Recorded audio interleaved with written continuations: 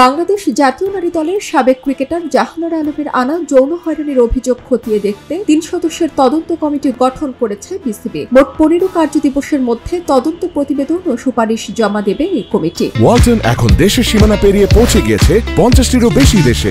ওয়ালটন, ঘরে ঘরে বিশ্বজুড়ে। এই যৌন হেনস্থার অভিযোগের তদন্তে 3 সদস্যের কমিটির আহ্বায়ক হিসেবে আছেন বাংলাদেশ সুপ্রিম কোর্টের আপিল বিভাগের সাবেক বিচারপতি তারিকুল হাকিম। এছাড়াও সদস্য হিসেবে আছেন বিসিবির পরিচালক রুবাবা দৌলা এবং বাংলাদেশ নারী ক্রীড়া সমিতির সভাপতি ও সুপ্রিম কোর্টের senior advocate barrister Sarwat Siraj Shukla. তারা সবকিছু বিচার বিশ্লেষণ করে খতিয়ে দেখছেন।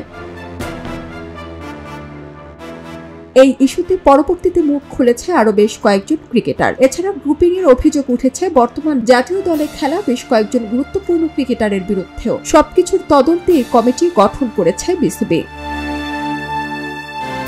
এদিকে বিসিবি পরিচালক আসিফ আকবরের মতে তদন্ত শেষ না হওয়া পর্যন্ত কাউকে অপরাধী বলা ঠিক নয়। তিনি বলেন, অভিযোগ প্রমাণিত হলে বিসিবি অবশ্যই যথাযথ ব্যবস্থা নেবে। আজ গণমাধ্যমের সঙ্গে আলাপকালে আসিফ বলেন, অপরাধ প্রমাণের আগে কাউকে অপরাধী বলে নিজেরাই অপরাধ করছি। বিসিবি 15 দিন সময় নিয়েছে, তদন্ত চলছে। আমাদের অপেক্ষা করা উচিত। 15 দিন পর যদি কোনো সমস্যা দেখা দেয় অবশ্যই আমরা তা মোকাবিলা করব। তিনি আরো জানান, আমরা নতুন বোর্ড হিসেবে 1.5 মাস হলো কাজ করছি। চেষ্টা করছি যাতে অতীতের বিতর্কগুলো আমরা আর বহন না করি। এসব যেন বন্ধ হয়, সেই দিকেই আমাদের প্রচেষ্টা।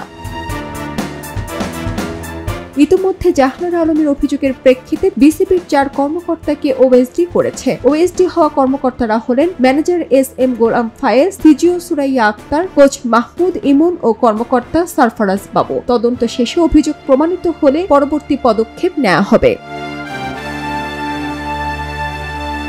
সারা জেরিন, খবরের কাগজ, স্পোর্টস। এলো খবরের কাগজ, নিখাত, নির্ভীক, নিরপেক্ষ।